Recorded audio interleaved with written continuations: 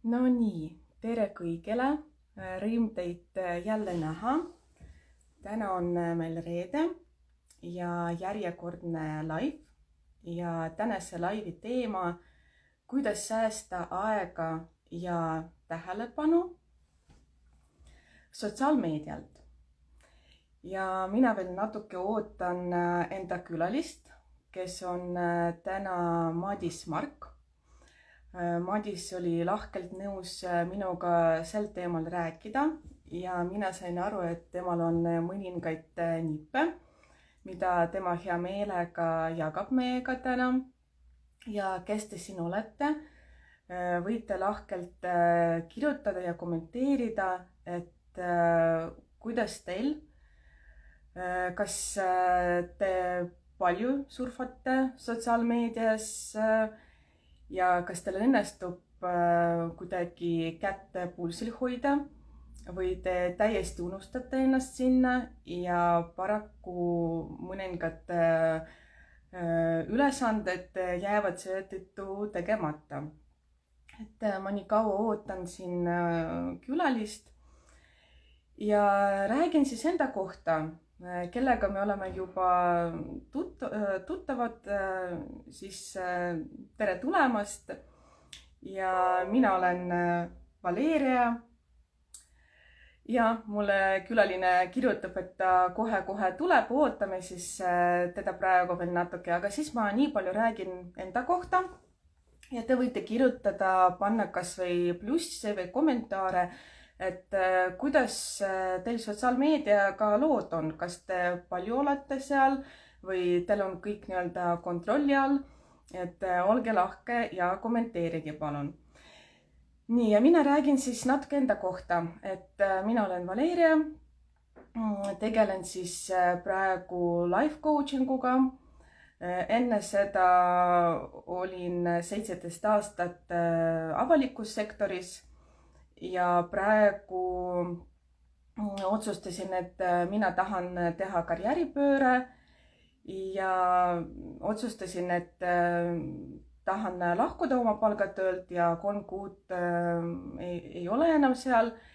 Ja nüüd ma näen, et minu külaline on siin juba tulnud ja kohe ma aktseptin ja see võtab natuke aega arvatavasti.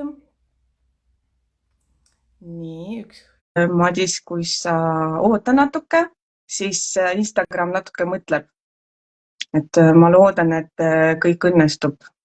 Nii, ja siis ma jätkan natuke enda kohta, et tegelengi coaching uga ja aitan avalikus sektoris töötavaid naisi.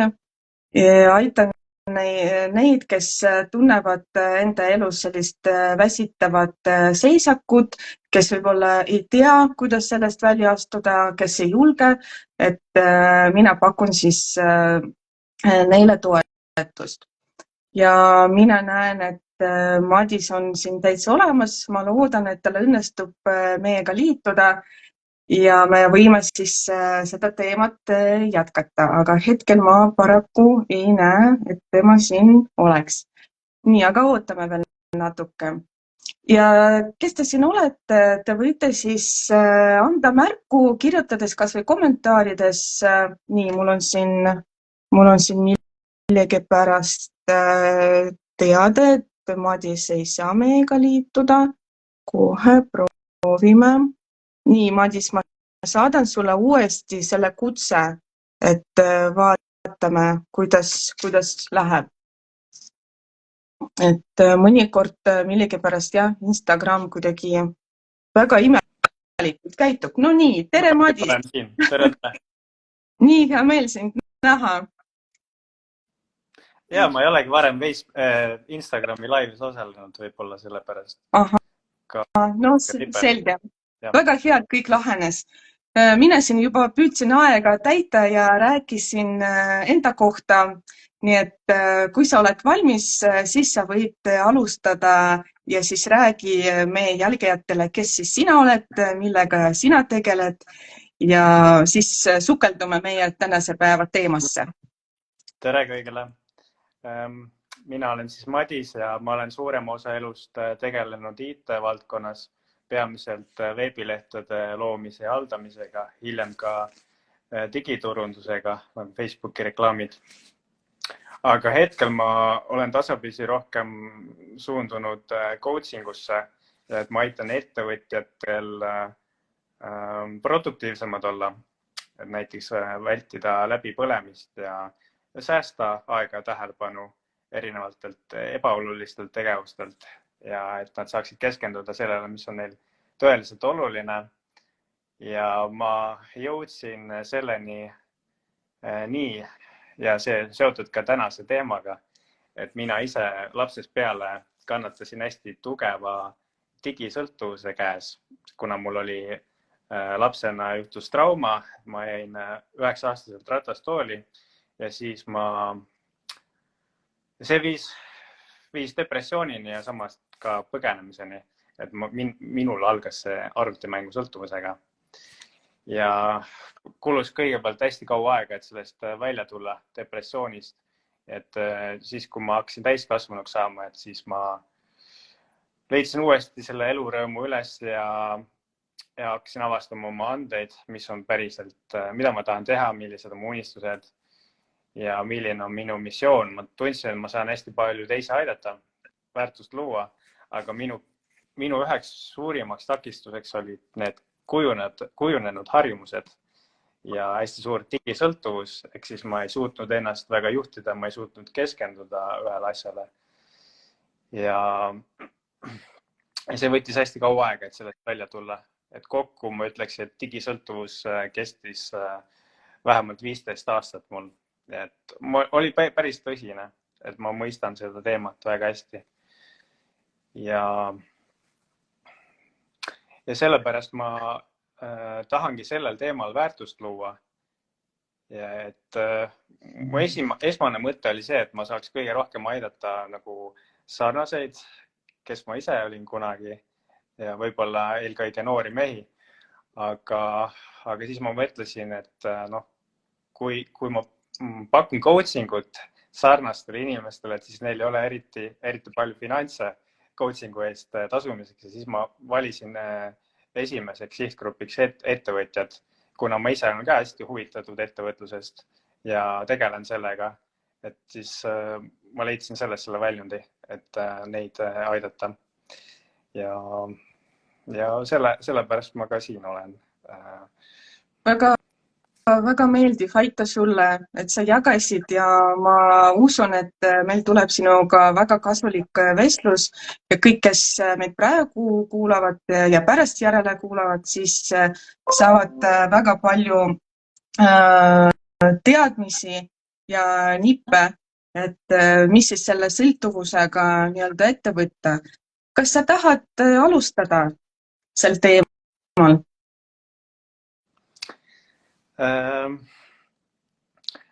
No ma arvan, et see teema on praeguseks hetkeks juba päris selline aktuaalne, et inimesed üsna palju kuulnud selle kohta, aga võib-olla siis proovime minna praktilisemaks, et anda mingisuguseid kasulikke nippe. Ja proovime. Jah, ma siin võib-olla küsiksin ka meie vaatajate käest, et kuidas neil on? Kas see võib olla sõna sõltuvus, nagu sina räägid, et ta on selline nagu võimas ja tugev sõna, aga ma kujutan ette, et me kõik oleme täheldanud seda, et ma ei tea, võtad telefoni kätte, et vaadata, ma ei tea, sõiduplaani ja avastad ennast Facebookis surfamas, sest see tähelepanu kohe läheb mujale ja kui me sinuga rääkisime sel teemal siin paar päeva tagasi, siis oli ka veel üks selline aspekt, et kogu aeg nagu emailide kontrollimine, see ka ikkagi tekitab teatud ärevust ja ühesõnaga see sotsiaalmeedia üldse telefon, kes on meie praegune selline kaaslane, ilma selleta me ei kujutagi oma elu enam ette, et meie kogu elu on juba seal telefonis ja enda näitel ma võin öelda seda, et kuna praegu töötan palju telefonis Instagramiga tegelen, siis kas või midagi kirjutan, kas või postitus kirjutan, siis võtan telefoni ja selle asemel, et nagu hakata seda kirjutama, ma lähengi ja teen midagi muud, et mul kohe tähelepanu kuidagi läheb mujale. Ja ma enda näitel võin ka seda öelda, et hommikuti mul tekkis selline rutiin, et ma nüüd esimese asjana haaran kohe seda telefoni ja hakkan kontrollima, mis siis nagu öösel juhtus, et mis seal Instagramis juhtus, mis seal Facebookis juhtus.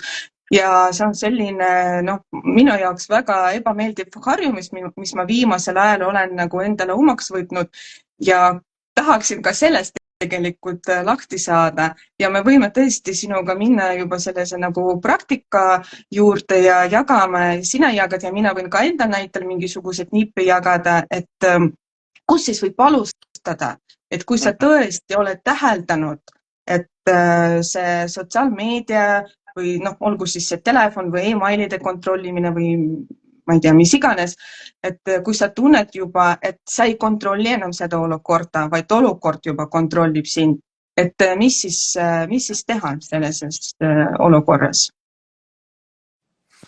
Sa tõid väga olulise koha välja, et tihti sul võib olla mingi kavatsus, mida sa lähed sinna tegema, aga kui sa sinna juba satud, siis tähelepanu lihtsalt paratamatult kaob. Ja see juhtub hästi automaatselt, et ma ise arvan, et sellest täielikult ei saagi lahti, kuna meie närvisüsteem on niimoodi loodud, et saada võimalikult kergelt seda doosi kätte, seda naudingudoosi, ehk siis vallandub siis dopamiini ajus, et suurem osa inimesi seda juba teavad. Et see nõuabki hästi sellist teadlikku käsitlemist, et näiteks kui sa hommikul ärkad, siis juba mõelda ette sellele, et kui ma selle telefoni haaran, siis niimoodi see jada läheb ja juhtub. Et siis mind aitas ka pigem see, et ma otsustasin esimesel tunnil seda mitte teha.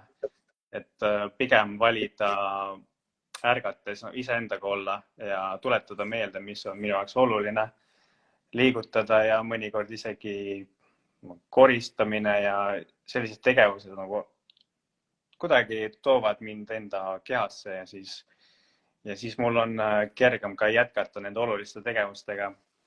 Aga kui ma alustan päeva nutiseadmega, üldse nagu interneti minekuga, siis mu terve päev tegelikult võib muutuda mitteproduktiivseks, et mu motivatsioon kaob ära, sest ma olen kuidagi nii kergelt selle naudingu laksu kätte saanud.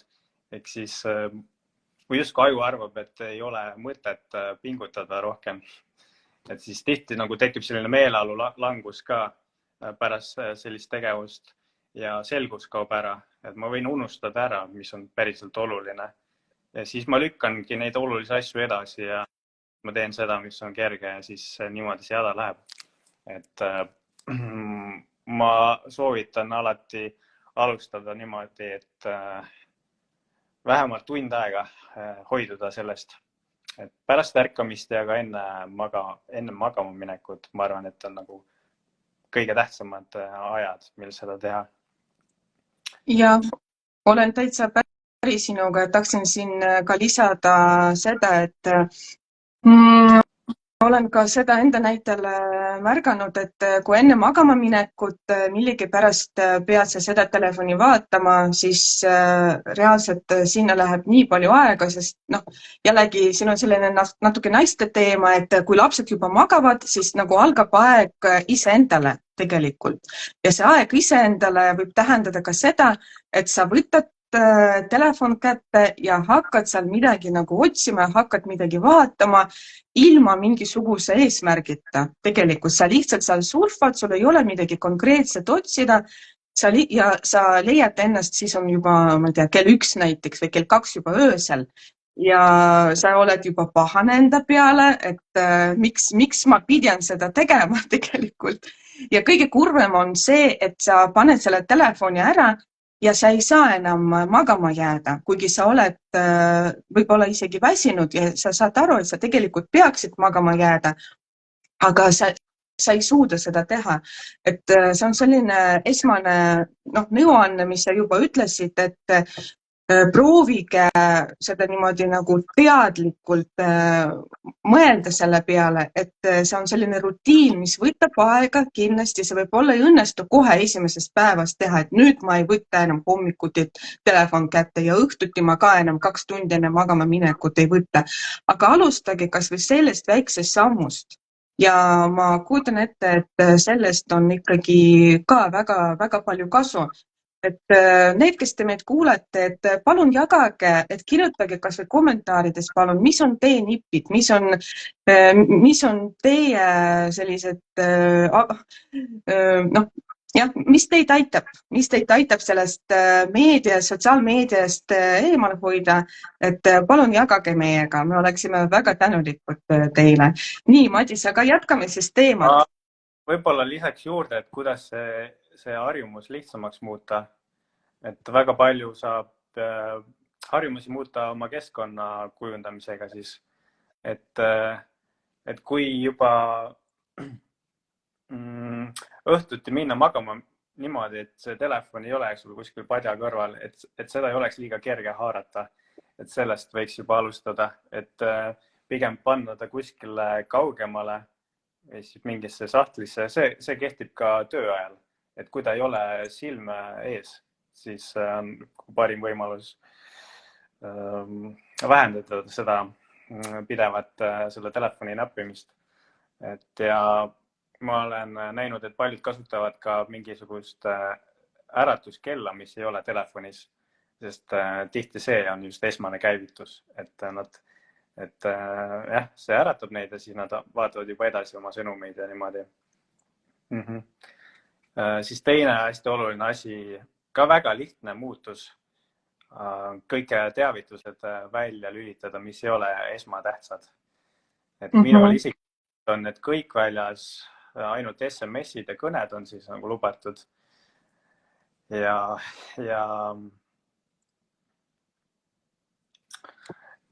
mis siis veel? Et mulle meeldib ka maha võtta kõik äpid, mida mul ei ole vaja kasutuses, ei ole vaja kasutada. Et ma olen tähele pannud, et mõningaid äppe on mul produktiivsem arvutis kasutada kui telefonis. Et tegelikult ma praegu selle laivi jaoks ka alles Instagrami paigaldasin endale. Kogemata avastasin, et mul ei olegi seda veel peal. Siis ma sellega võidan hästi palju. Ja Instagrami saab ka kusjuures arvutis kasutada selline Google Chrome'i plugin on nimega Insist, mis võimaldab samu funktsioone kasutada, mis telefonis. Et mõnikord juba see, et sa muudad, viid selle äpi teise keskkonda, juba säästab päris palju aega.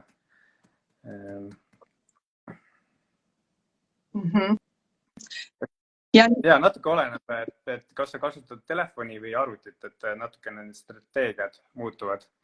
Et arvutis on nagu väga hea plugin, näiteks Facebook või üldse pea olema Facebooki seal ees, aga News Eradicator, see siis vist, ma kasutan peamiselt Facebooki jaoks seda, aga ka mõjub kõikidele sotsiaalmeedia kanalitele.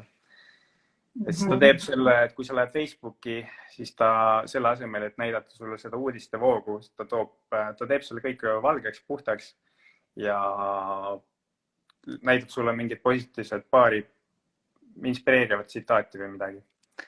Ja mulle meeldib niimoodi minna Facebooki ja ka YouTube'i, et mul ei ole kohe vaikimisi seda voogu ees, et pigem on selline valge leht ja siis ma ise valin, kas ma lähen sõnumitesse või ma vaatan mingeid teavitusi, mis mul on tulnud, kuigi mulle meeldib eemaldada sealt kõik, mille kohta ma ei taha teavitusi. Ja siis kasutada otsingut, et kui mul on vaja midagi konkreetselt leida. YouTube'is samamoodi, et kuna mulle meeldib õppida ja jälgida erinevaid eeskujusid, siis et sinna on läinud päris palju suur osa nagu ajast. Aga aina vähem, kuna sellised nipid on mind aidanud, et ka YouTube algab selle valge lehega ja siis ma lähen teadlikult kas tellimustesse, kus mul on teadlikult valitud inimesed, keda ma jälgin, või siis ma kasutan otsingud. Et me saame niimoodi kujundada seda keskkonda nii, et meie ise juhime neid seadmeid, mitte nemad ei juhi meid. Jah, et sellised väga praktilised nippid, mis sa praegu ütlesid ja mina siin loen kommentaare ja väga aitäh teile, et te kommenteerite. Väga huvitav lugeda ja mina loen siit välja, et eks siis inimesed kasutavad erinevat lähenemist. Mõned tegidki enda jaoks, nagu me sinuga rääkisime, juba teatud rutiini, et enne kella 10 näiteks nad ei näpigi seda telefoni ja enne magama minekut ka, siis kirjutatakse, et distsipliin on ka väga selline abistav faktor kindlasti, ehk siis sa pead tõesti otsustama, kas sa tahad olla nii-öelda tarbija või sa tahad hoopis luua midagi selle asjaga ja selle ajaga nii-öelda oma äri, hobi, õppimine ja nii edasi.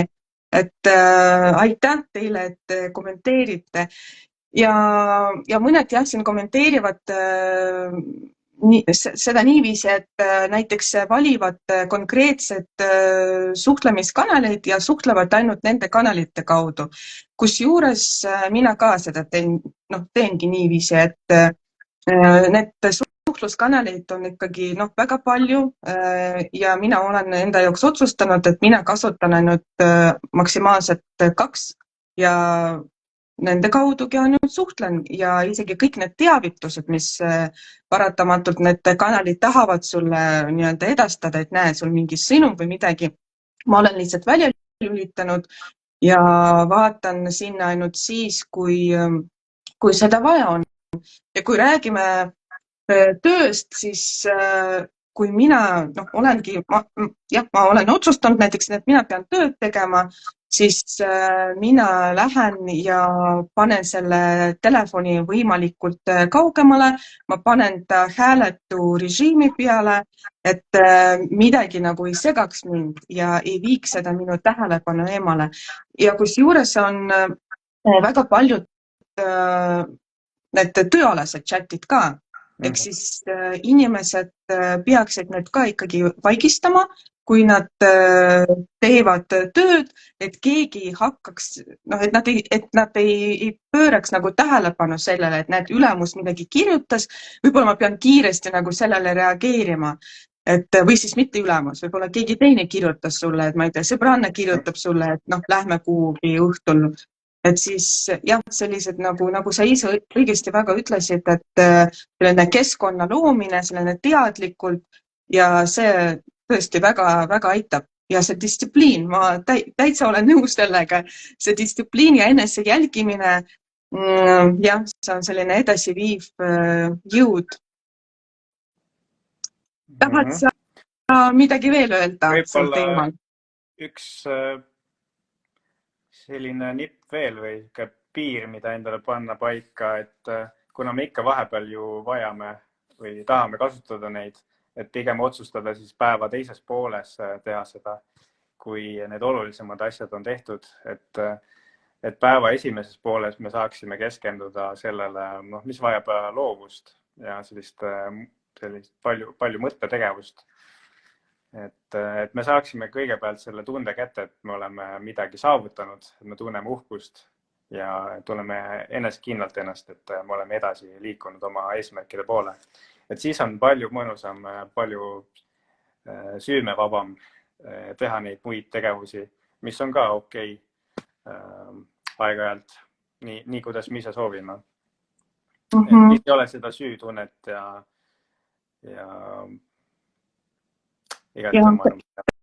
täitsa nõus sinuga. Aga mis sa arvad laste kohta? Siin kommenteeriti, et lastega on tegelikult raskem. Sa ei saa neid alati kontrollida või äkki peab või mis sina võib-olla oma kogemuse näitel võid öelda, et sa olid laps, nagu sa ise ütlesid, ja sa kuidagi sattusid sellesse olukorda, et sa enam ei kontrollinud seda ja see olukord kontrollis sind, et mis nõuanded sina saaksid siinkohas anda, et kuidas siis lastega olla? Kuna ma ise ei ole lapsevanem, siis ma ei saa nagu nende perspektiivist öelda, aga ma saan iseenda kogemusest öelda, et kõige vähem, mis mind aitas, oli selline sundimine ja võitlemine. Et pigem mina ihkasin rohkem mõistmist, kuna mul oli selline keerulisem olukord ka elus, et ma otsisin seda kohta, kus tunda ennast hästi ja tunda rõõmu elust ja kasutada mingeid andeid, mis tookord väljendusid seal digimaailmas. Et ma seda sellist mõistmist ja toetust, emotsionaalset toetust oleks soovinud rohkem. Aga üldiselt ma pidin ise jõudma selleni, et väärtustada seda aega väljaspool digimaailma. Et kuna ma ise ei ole lapsevanem olnud, siis ma täpselt ei tea, kuidas on parim viis praktikas seda teha. Aga samas ma olen coachingut õppinud ja seal ka õpetatakse, kuidas pigem küsimuste kaudu inimestes mingit huvi äratada üles või kuidagi, et nad ise jagaksid seda, mis on neile oluline ja õppida tundma esiteks, mis vajadust täidab see digiseadme kasutamine, et mis on selle taga ja et siis aidata neil kuidagi toetavalt leida alternatiivseid tegevusi.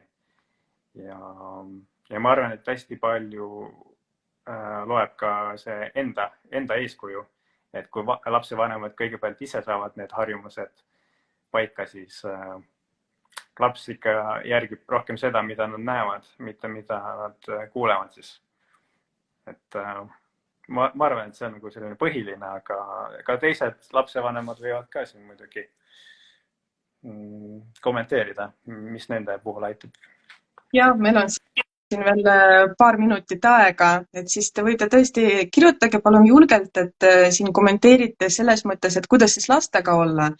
Et me Madisega jagasime neid nippe täiskasvanute puhul ja siis see distsipliin ja loo siis selle sobiliku keskkonna ja Madis jagas ka oma kogemuse sel teemal ja siis tuli see teemaks, et mida siis lastega teha. Ja jah, Madis, sa ise ütlesid, sa leidsid selle väärtuse nagu teisest kohast, kuigi sul oli see periood, kus sa otsisid seda väärtust ja seda nagu meeleolu nii-öelda arvutist ja telefonist. Aga kas sa mäletad, mis asi see oli, mis aitas sul seda fookust ikkagi nagu mujale viia, et sa said ikkagi lõpuks aru, vaatamata sellele, et sa olid laps, et see ei saa niimoodi enam olla, ma pean ikkagi midagi muud tegema. Mis olid need strateegiad, mis sind sellest olukorrast välja aitasid? Ma arvan, et see puudutab seda depressioonist väljatulekut ka, et ma pidin elurõõmu avastama, et miks ma üldse siin elada tahan, et millised on minu nagu unistused ja kuidas siis teostada ennast olenemata sellest füüsilisest olukorrast, mis mul oli. Et see on selline pikem protsess, millest ma olen kirjutanud rohkem oma raamatus Valu kingitus. Aga jaa, kindlasti mind sellel hetkel toetasid, kui sõbrad kutsusid mind välja, et ma vahepeal sain minna sealt avastada, et mida tähendab olla siis nagu füüsilises kehas ja teha neid teisi asju, mis ei ole digimaailmaga seotud. Ja muidugi lemmikloom ja kass aitas ja raamatud, et kuidagi see tee viis mind sellisele enesearenguni, et ma väga hakkasin tundma õppima, tahtsin, tekkis suur huvi, kuidas inimene toimib, tema psühholoogia ja ma hästi palju leidsin omale eeskujusid, et see oli see koht, kus see internet isegi väga palju mind aitas, sest ma nägin, mis on võimalik, et ma elu sees ei oleks osanud tulla nende asjade peale, kui mul ei oleks olnud interneti või neid raamatuid. Et kõigepealt ma sain mingit eeskuju, et ma nägin, mis on võimalik ja siis ma ma nägin ennast ka seal ja siis ma nägin ka, et ma olen nii palju nagu üle elanud või nii paljudest rasketest asjadest välja tulnud ja lahendanud erinevaid probleeme ja siis mul tekkis hästi suur missioonitunne, see miks, et miks ületada see digisõltuvus. Mul tekkisidki teised väärtused, ma tahtsin luua midagi head iseendale ja teistele inimestele, et siis ma pingutasin selle nimel ja teadlikkus. Et kindlasti üks raamat, mis kõige rohkem aitas, oli Eckhart Tolle Kohaloleku jõud, mis oli ka, ma arvan, suur võti, et ma sain digisõltuvusest vabaks. Sest ma hakkasin kõigepealt märkama neid mustreid, mis minuga toimub. Ma kirjutasin ükskord artikli sellel, et kui muutub teadvuse seisund, muutub reaalsus. Ja seal ma kirjutasin selle artikli just sellel hetkel, kus ma olin hästi sügavas digisõltuvuses. Lihtsalt hakates panema tähele, mis minuga toimub. Et mis mu meeleseisundi alla viivad. Ja siis ma märkasin, et kui ma lihtsalt teen selle, kasutan tahtejõudu ja vajutan selle X-i, et ristis kinni see mingi aken ja panna arvuti kinni, et siis ma lõpuks kuidagi sain restardi teha, ma hakkasin ennast paremini tundma. Ma tegin neid tsükleid hästi palju nagu läbi, kogu aeg arenes see teadlikkus ja selline tahtmine, et nii on palju parem, ma tunnen ennast ilma digiseadmetest palju paremini. See on selline järk-järguline protsess. Et ma kunagi peaks, ma arvan, et sellest raamatu kirjutama kõigest, mis mind selleni viis, et mis mind aitas. Päris oluline teema tänapäeval. Ja, sul on väga suur kogemus ja aitäh sulle, et sa jagasid seda täna meiega. Ja mina siin veel lõpuks loen mõningad kommentaarid. Ja siin inimesed kommenteerivad seda, et kõigepealt vanemad peavad olema eeskuju, ehk siis kui laps näeb, et vanemad istuvadki kogu aeg telefonis, et tema ei saa mingil põhjusel, et teda muudkui nagu piiratakse ja öelda, et kuule, sa ei tohi seda teha, siis laps tunneb, et see on ebaõiglane tema suhtes ja see on täiesti arusaadav ja siin tulebki veel nagu suurem konflikt. Ehk siis jah, vanemad peavad ise alustama iseenesest, et jälgima need käitumismustrid, kuidas nemad käituvad, mida nemad teevad seal sotsiaalmeedias ja seda väärtust näidata ka lastele loomulikult. Ja siin on veel üks teine kommentaar, et jah, et tegelikult peavad olema reeglid, peavad olema kokkulepped, et paar tundi arvutis päevas on täitsa okei. Jah, selles mõttes olen täitsa nõus, et siin peab teadlikult jälgima, et palju siis laps seal internetis istub, mida ta seal teeb ja siin veel üks kommentaar, et sotsiaalmeedia on tugevam kui mina olen, ehk siis laps ikka tahab sõpradega suhelda interneti kaudu ja ma mõistan seda, jah, tänapäeva lapsed tahavadki seda, aga siin jällegi peab lapsele näitama ka seda nagu muud maailma ja peab talle näitama, et on olemas kokkulepped, on olemas reeglid, mida mina pean ka ikkagi kinni ja sina pead ka kinni ja meil on peres sellised väärtused ja me lähtume nendest väärtustest. Ja ma ei tea, ma arvan, et me võime siin otsad kokku tõmmata tänapäeval. Väga huvitav teema oli ja ma olen väga tänulik sulle, et sa tulid siia, et sa jagasid oma väga südantpuudutava loo meiega ja mina sain väga palju kasu sellest meie vestlusest ja kõik need väga praktilised nipid, mida võib tegelikult kasutada ja sind vaadates ma näen, et see toimib. Nii et ma soovin siis kõigile head päeva jätku ja sulle, Madis, ka. Aitäh sulle! Ja kui on mingeid küsimusi, siis kas nad saavad siia video alla neid saada? Ja. Kellelgi on mingeid küsimusi selle teema kohta, siis ma püüan kõigile vastata. et kindlasti on neid nippe ja nagu erinevaid vaatenurki veel, mida saan jagada olenevalt siis sellest olukorrast. Ja võib alati ka ühendust võtta. Ja kindlasti, et mina jätan kui teen selle kirjeldus, siis jätan ka sinu kontakti, et võib otse Madisele kirjutada, võib kommentaarid lisada, et olge julged ja küsige julgelt ja kindlasti aitame teid. Aga aitäh teile ja täiega. Et kutsusid. Ja sulle ka. Tšau.